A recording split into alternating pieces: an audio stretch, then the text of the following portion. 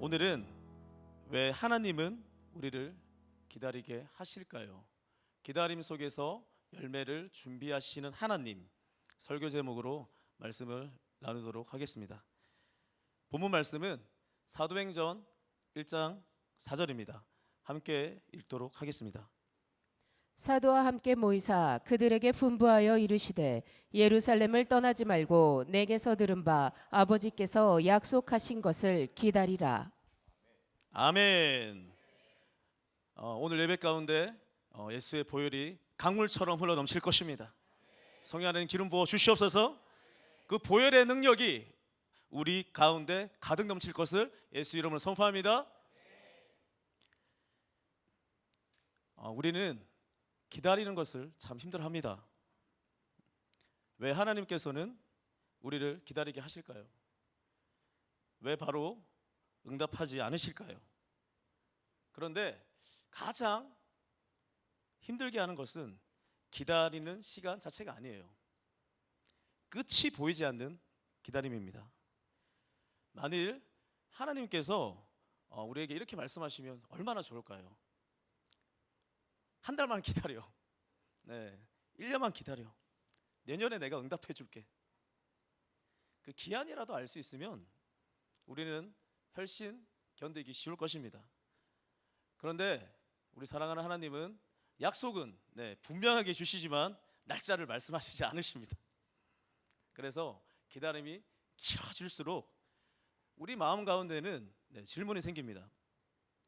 하나님, 나를 잊으셨나요? 왜 다른 사람들은 응답을 받는 것 같은데 나는 항상 왜 제자리일까요? 지난 몇 달 동안 이 질문이 제 마음을 떠나지 않았어요. 왜 하나님은 기다리게 하십니까? 이 질문을 붙들고 계속 기도했습니다.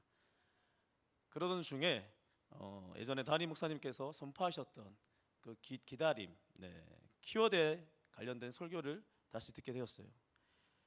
이미 여러 번 듣는 말씀이었지만 이번에는 하나님께서 그 말씀을 통해서 제 마음에 한 가지 분명한 사실을 깨닫게 하셨습니다.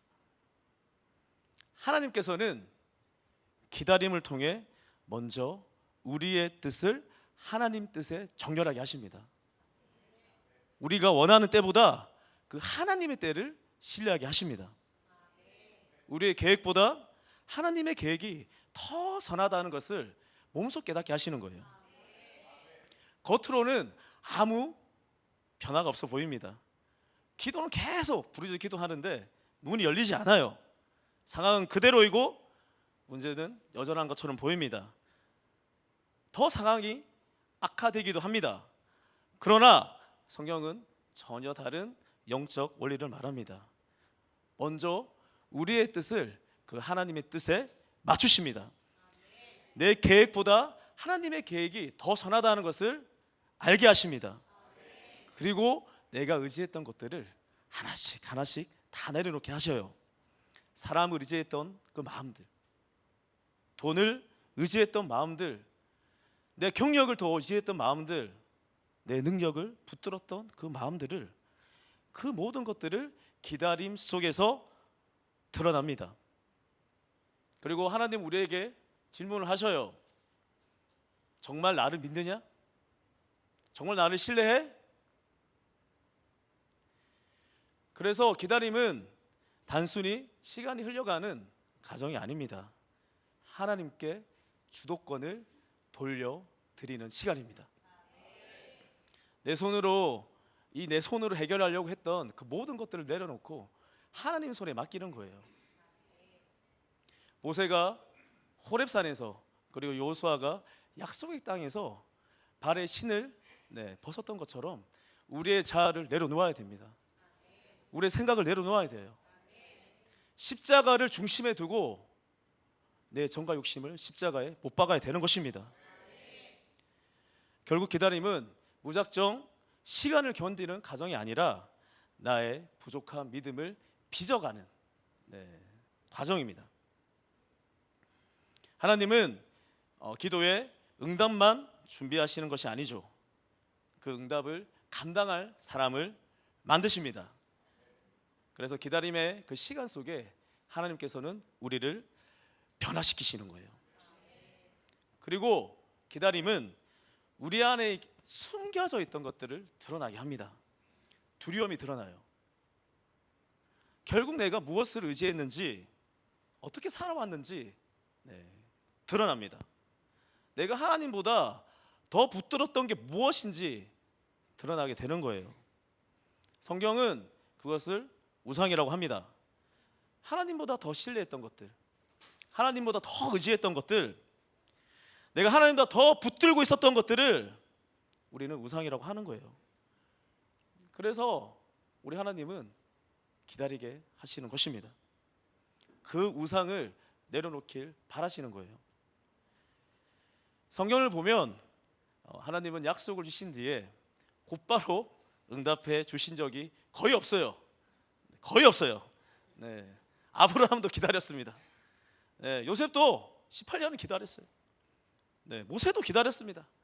다윗도 기름 부음 받고 기다렸어요. 그런데 놀랍게도 예수님의 제자들도 기다려야 했습니다. 언제나 응답과 약속 사이에는 그 기다림의 시간이 있는 거예요. 왜 하나님은 그렇게 하실까요? 하나님은 열매보다 먼저 뿌리를 준비하시기 때문입니다. 씨앗이 심자마자 열매를 맺지 못해요. 그러나 땅 속에서는 이미 생명이 자라나고 있습니다. 껍질이 깨지고요, 뿌리가 깊이 내립니다. 그 보이지 않는 곳에서 생명은 자라나고 있어요. 우리의 기다림도 동일합니다. 열매가 아직 보이지 않는다고 해서 하나님께서 일하지 않는 게 아니에요. 그 보이지 않는 세계에서, 그 보이지 않는 자리에서 우리의 믿음을 깊이, 아주 깊이 뿌리 내리십니다. 그래서 기도하게 하시는 거예요. 예배하게 하십니다. 그 말씀 앞에서 우리를 낮추시는 거예요. 내 힘이 아니라, 내 능력이 아니라 성령님만 의지하는 사람으로 빚어가시는 것입니다.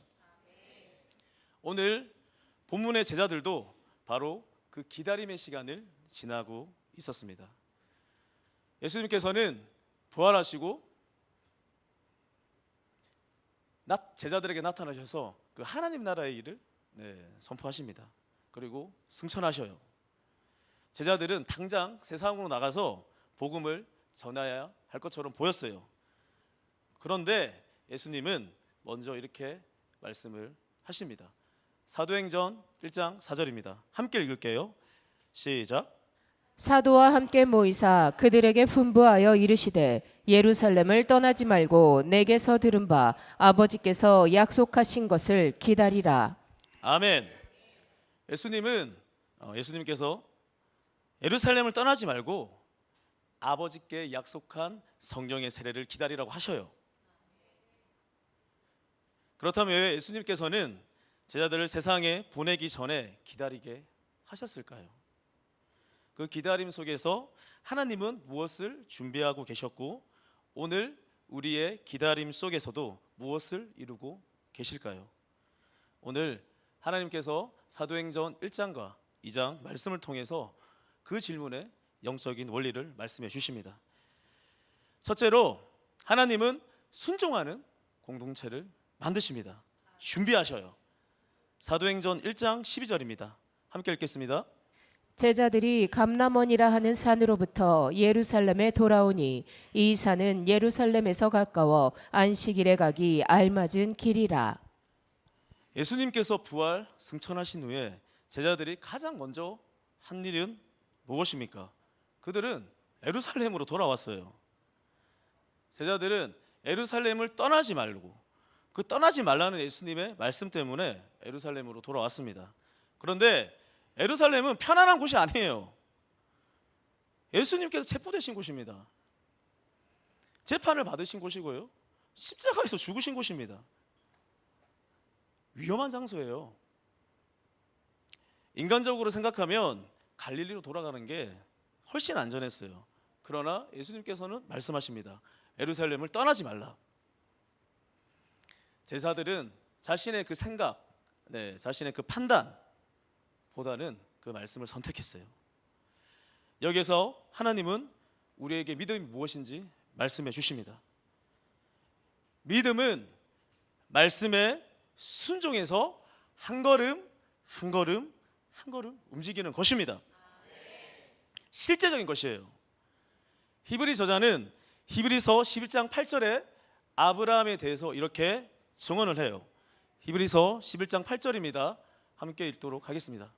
믿음으로 아브라함은 부르심을 받았을 때 순종하여 장래의 유업으로 받을 땅에 나아갈새 갈 바를 알지 못하고 나아갔으며. 하나님은 아브라함에게 모든 계획을 말씀하지 않으셨어요. 앞으로 어떤 사람을 만나게 될지, 어떤 어려움을 겪게 될지, 약속이 언제 이루어질지 전혀 말씀하지 않으셨습니다. 다만 가라고 말씀하셨어요. 아브라함은 갈 바를 알지 못하고 순종해서 나아갔습니다. 믿음은 우리가 모든 것을 아는 게 아닙니다. 말씀하신 그 신실하신 하나님을 신뢰하는 것입니다. 제자들도 마찬가지였어요. 성령께서 언제 세례를 주실지, 어떤 모습으로, 어떤 장소에서 어떻게 임하실지 제자들은 알지 못했습니다. 그러나 그들은 예수님의 말씀에 순종했습니다. 여기서 우리는 영적 원리를 알게 됩니다. 하나님은 믿음으로 순종하는 사람을 통해서 큰 역사를 시작하십니다. 하나님께서는 순종을 기뻐하십니다. 왜냐하면 하나님께서 찾으시는 것은 능력 있는 사람이 아니에요. 잘난 사람이 아닙니다. 말씀을 믿고 순종하는 사람을 찾으셔요. 제자들은 약속하신 그 성령의 세례를 믿었기에 순종할 수 있었습니다. 순종은 은혜를 얻기 위한 수단이 아니에요. 은혜를 믿는 사람에게 주시는 믿음의 열매입니다. 우리의 구원도 동일해요. 우리가 아직 죄인 되었을 때에 그리스도 예수께서 우리를 위하여 십자가에서 죽으셨습니다. 우리는 이미 사랑받았기 때문에 순종하는 것입니다.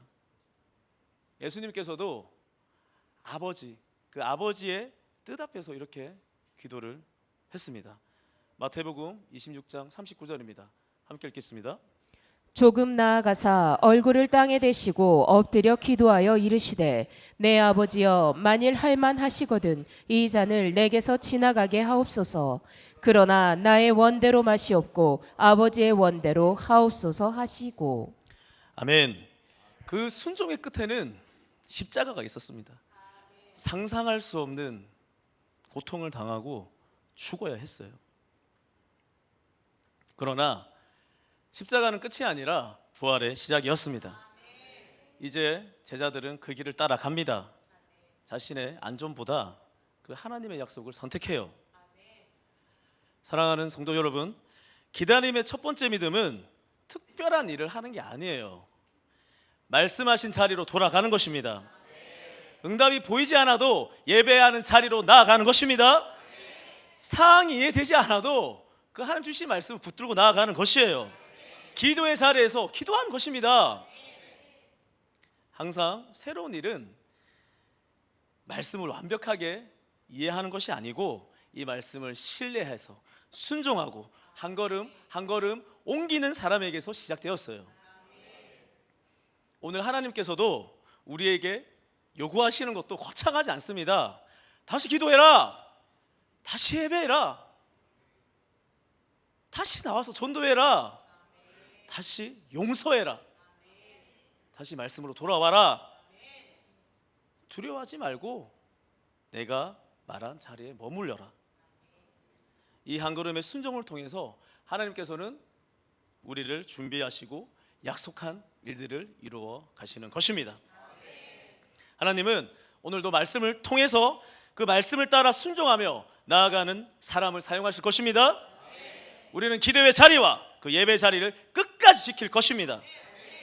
하나님께서 약속하신 성령님께서 우리를 준비하고 사용하실 것을 예수 이름으로 선포합니다. 아멘. 둘째로 하나님은 기도하는 공동체를 빚으십니다. 사도행전 1장 13절에서 14절 말씀입니다. 함께 읽겠습니다.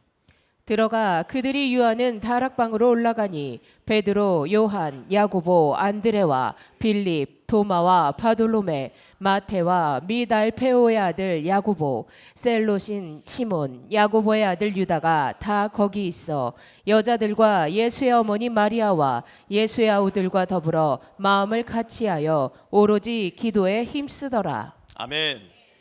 제자들은 예루살렘으로 돌아왔습니다. 그러나 곧바로 세상에 나가지 않았어요. 다락방으로 올라갔습니다. 그리고 성경은 그들이 무엇을 했는지 명확하게 말씀을 합니다. 마음을 같이하여 오로지 기도에 힘쓰니라. 거기에는 서로 다른 사람들이 있었어요. 베드로, 요한, 세리 마태도 있었고요. 열심당원인 시몬도 있었습니다. 그리고 예수님 어머니 마리아도 있었고요. 예수님의 형제들도 있었어요. 성격도 다릅니다.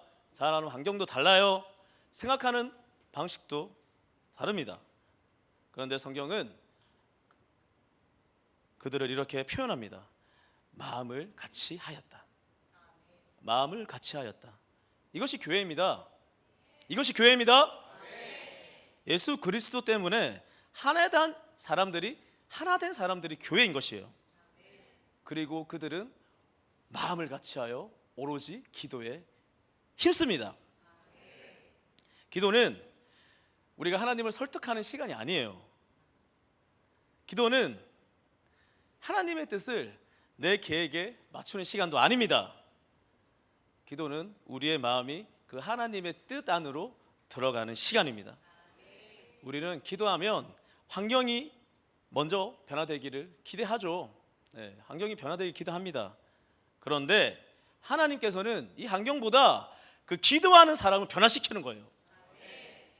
그들이 기도하는 동안 세상은 여전했어요.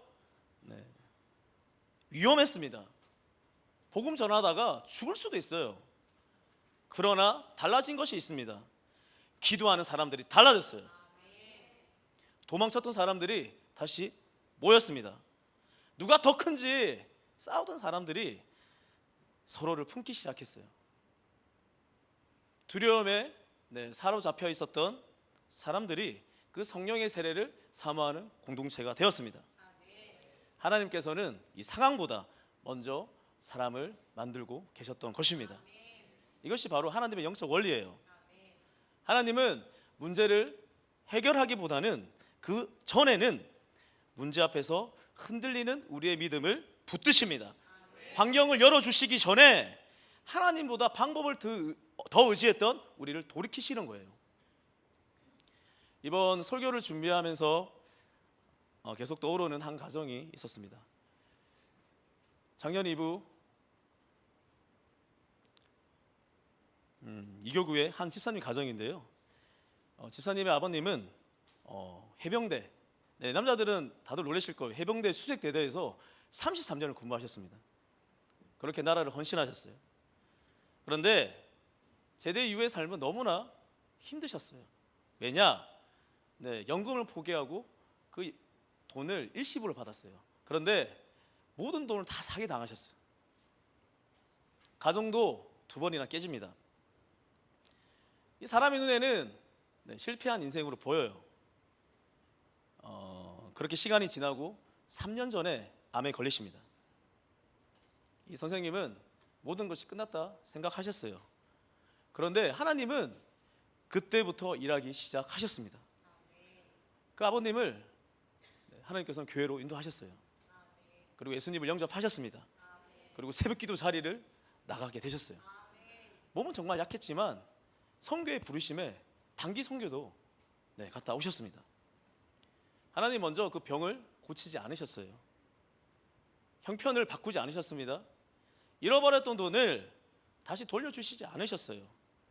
먼저 그 영혼을 붙드셨습니다. 그리고 마지막에 예수 그리스도를 바라보게 하셨습니다. 돌아가시기 일주일 전에 호스피스 병동에 제가 갔습니다. 그 숨 쉬는 것조차 너무 힘들어 하시더라고요. 그때 제가 붙을 수 있었던 것은 딱 하나였어요. 예수의 보혈이었습니다. 예수의 보혈, 우리의 죄를 깨끗게 하는, 우리의 죄를 씻은 그 예수의 보혈밖에 생각이 안 나는 거예요. 기도합니다. 하나님, 아버님, 예수의 보혈로 덮습니다. 예수의 보혈로 덮습니다. 예수의 보혈로 덮습니다. 평안 가운데 낙원에 가게 하여 주시옵소서. 그 하나님 나라에 들어가게 하여 주시옵소서. 그리고 일주일 뒤에 하나님께서는 아버님을 낙원으로 부르셨어요. 입관 예배에서 그 아버님 얼굴을 다시 배웠습니다. 그 병상에서의 고통은 사라지고 놀라울 만큼 평안한 얼굴이셨어요. 그 순간 제 마음에 분명한 확신이 들었습니다.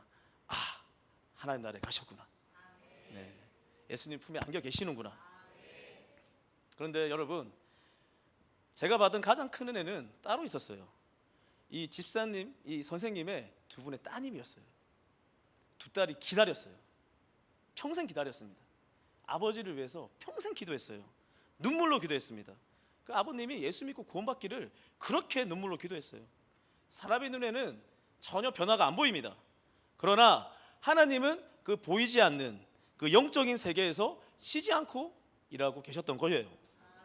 그리고 가장 정확한 그 카이로스 시간에 그 역으로 붙으셨습니다. 눈물을 흘리며 씨를 뿌리는 자는 기쁨으로 거두리로다. 눈물을 흘리며 씨를 뿌리는 자는 기쁨으로 거두게 되는 것입니다. 수수하게 되는 것입니다. 혹시 오랫동안 기다리는 기도가 있습니까? 자녀를 위한 기도입니까? 아니면 배우자를 위한 기도입니까? 가족의 구원을 위한 기도입니까? 그 재정의 기도입니까? 그 기다림을 절대 포기하지 마십시오. 눈물을 흘리며 씨를 뿌리는 자는 결국 기쁨으로 거두게 되는 것입니다. 믿으시면 아멘 합시다. 세 번째로 하나님은 말씀으로 교회를 다시 세우십니다. 사도행전 1장 15절 말씀입니다. 함께 읽겠습니다. 모인 무리의 수가 약 120명이나 되더라. 그때 베드로가 그 형제들 가운데 일어서서 이르되, 약 120명의 사람들이 함께 모였습니다. 예수님께서 승천하신 후였어요. 앞으로 어떻게 해야 될지 전혀 알 수 없는 상황입니다. 그때 베드로가 일어나서 선포합니다. 그리고 공동체가 가장 꺼내기 싫어했던 한 사람의 이름을 말합니다. 누굴까요? 가룟 유다입니다. 가룟 유다. 이 가룟 유다는 12제자 중에 한 사람이었어요. 예수님과 함께 동행했습니다. 그 예수님의 말씀을 들었어요. 그리고 그 초자연적인 그 기적들을 직접 눈으로 봤어요. 그런데 결국에는 예수님을 배반했습니다. 그의 배신은 공동체에 큰 상처와 빈자리를 남겼어요. 그런데 이 베드로는 가룟 유다를 말하면서 자신의 감정을 앞세우지 않습니다. 가장 먼저 성경을 말해요. 성경 말씀을 말합니다. 사도행전 1장 16절입니다. 함께 읽겠습니다. 형제들아, 성령이 다윗의 입을 통하여 예수 잡는 자들의 길잡이가 된 유다를 가리켜 미리 말씀하신 성경이 응하였으니 마땅하도다. 아멘. 그리고 1장 20절입니다. 함께 읽겠습니다. 시편에 기록하였으되 그의 거처를 황폐하게 하시며 거기 거하는 자가 없게 하소서 하였고, 또 일렀으되 그의 직분을 타인이 취하게 하소서 하였도다. 네, 아멘. 20절에서 시편 109편 8절의 말씀을 이용합니다. 그의 연수를 짧게 하시며 그의 직분을 타인이 빼앗게 하시며. 이 시편 109편은 원래 다윗이 원수에 대해서 기록한 시예요.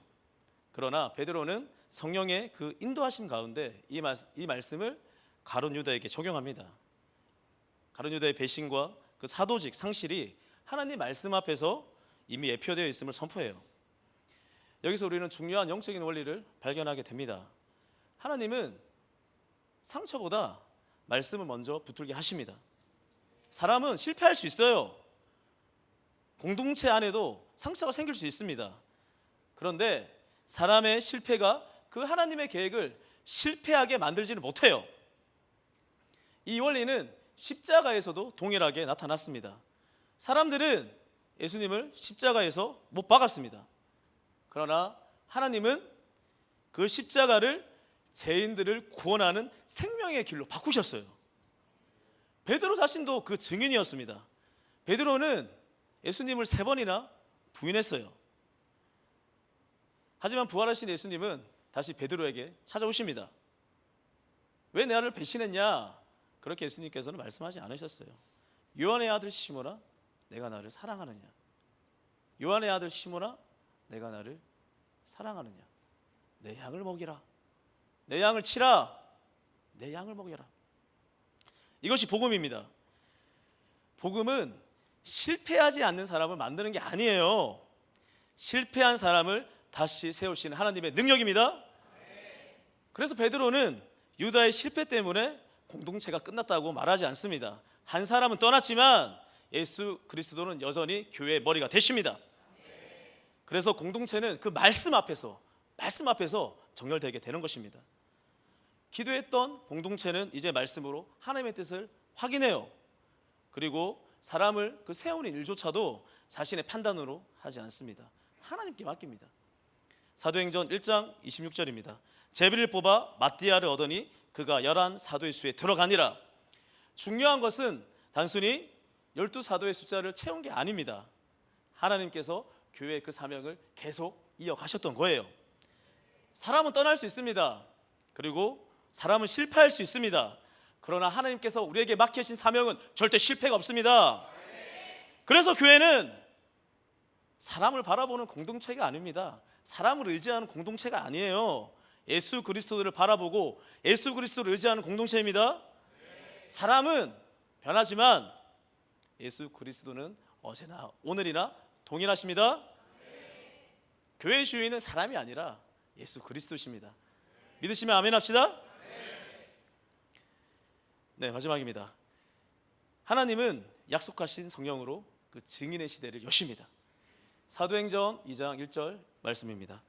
오순절 날이 이미 이름에 그들이 다 같이 한 곳에 모였더니 마침내 오순절이 되었어요.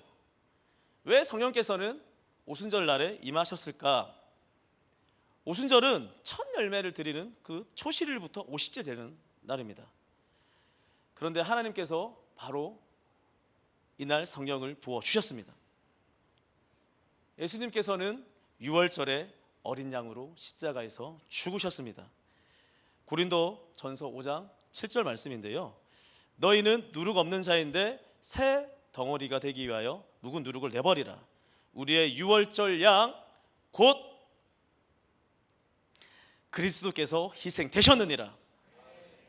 6월절 어린 양의 피가 그 이스라엘 백성의 그 장제 죽음에서 구원했던 것처럼 어린 양 예수의 보혈이 우리를 죄와 죽음에서 그 사망의 권세에서 지옥의 권세에서 우리를 구원하셨습니다. 그리고 예수님께서는 다시 살아나셨어요. 할렐루야. 고린도전서 15장 20절입니다. 함께 읽겠습니다. 그러나 이제 그리스도께서 죽은 자 가운데서 다시 살아나사 잠자는 자들의 첫 열매가 되셨도다. 아멘. 예수님께서 첫 열매가 되셨도다. 그 되셨다는 것은 예수님께 속한 우리도 마지막 날에 다시 살아날 것을 보여주십니다. 6월절에는 구원이 이루어졌어요.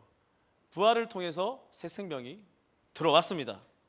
그리고 오순절에는 성령이 임하셔서 구원받은 사람들에게 복음의 증인으로 세우셨어요. 사도행전 2장 2절입니다. 호련히 하늘로부터 급하고 강한 바람 같은 소리가 있어 그들이 앉은 온 집에 가득하며 성령님께서 임하시자마자 모든 것이 달라졌어요. 바람은 눈에 보이지 않습니다. 근데 바람이 지나간 자리를 보면 분명히 알 수 있어요. 성령도 마찬가지입니다. 성령이 임하시면 사람이 달라집니다. 두려워했던 사람이 담대해지는 것이에요. 숨어있던 사람들이 담대하게 복음을 전합니다. 3절에 보면 성령께서는 각 사람 위에 하나씩 임하셨습니다. 몇몇 특별한 사람에게 임한 게 아니었어요. 하나님께서는 교회 전체에게 성령을 부어 주셨습니다. 왜일까요? 모든 성도를 통해서 그 예수 그리스도의 그 십자가 부활 복음이 전해지기 원하셨기 때문이에요. 교회 능력은 뛰어난 사람에게 있지 않습니다. 프로그램에 있지도 않아요. 교회 능력은 우리 가운데 우리의 몸을 성전 삼아 함께 하시는 이 성령님께 있습니다. 사도행전 2장 4절이에요. 그들이 다 성령의 충만함을 받고 성령의 말하게 하심을 따라 다른 언어들로 말하기를 시작하니라. 성령께서 임하시자 여러 나라에서 온 사람들이 자신의 언어로 그 하나님의 큰 일을 듣게 됩니다. 사도행전 1장 8절의 말씀이 이루어지기 시작한 것이에요. 오직 성령이 너에게 임하시면 너희가 권능을 받고 예루살렘과 온 유대와 사마리아 땅끝까지 이르러 내 증인이 되리라. 성령님께서 우리에게 능력을 주시는 그 목적은 우리를 대단한 사람 만드는 게 아니죠. 예수님의 증인으로 세우시는 것입니다. 그리고 성령께서는 우리의 이 입술만 바꾸시는 게 아닙니다. 우리의 성품도 바꾸셔요. 갈라디아서 5장 22절 23절입니다. 함께 읽을게요. 시작. 오직 성령의 열매는 사랑과 희락과 화평과 오래 참음과 자비와 양선과 충성과 온유와 절제니 이 같은 것을 금지할 법이 없느니라. 성령의 능력으로 예수님을 전하고 성령의 열매로 예수님을 닮아가게 하는 것입니다. 그리고 특별히 기다림의 시간에 이 열매가 자라나게 되는 것이에요. 이 기다림을 통해서 우리가 예수님을 닮아가는 것입니다. 그리고 그 열매는 다른 사람들을 살려요. 나로 끝나지 않습니다. 다른 사람을 살립니다. 사랑으로 한 영혼을 품어요. 오래 참음으로 포기하지 않습니다. 충성으로 땅끝까지 이르러 그 예수 그리스도의 증인이 되는 것입니다. 오늘 우리가 뿌린 그 씨앗의 열매를 내가 살아있는 동안 다 보지 못할 수 있어요. 우리는 하나님의 역사 가운데서 일부만 봅니다. 그러나 하나님께서는 처음과 마지막을 모두 보고 계십니다. 요한계시록 21장 4절입니다. 모든 눈물을 그 눈에서 닦아주시니 다시는 사망이 없고 애통하는 것이나 곡하는 것이나 아픈 것이 다시 있지 아니하리니 처음 것들이 다 지나갔음이더라. 아멘. 성도의 마지막 눈물은 눈물로 끝나지 않아요. 하나님께서 우리의 모든 눈물을 닦아 주실 것입니다. 다시는 사망이 없을 것입니다. 애통하는 것이 없을 거예요. 곡하는 것이 없을 것입니다. 아픈 것이 없을 것입니다. 마지막에 남는 것은 죄와 죽음이 아닙니다. 예수 그리스도의 승리입니다. 그러므로 우리는 지금 당장 결과가 보이지 않아도 괜찮아요. 눈물을 흘리면서 씨를 뿌릴 수 있습니다.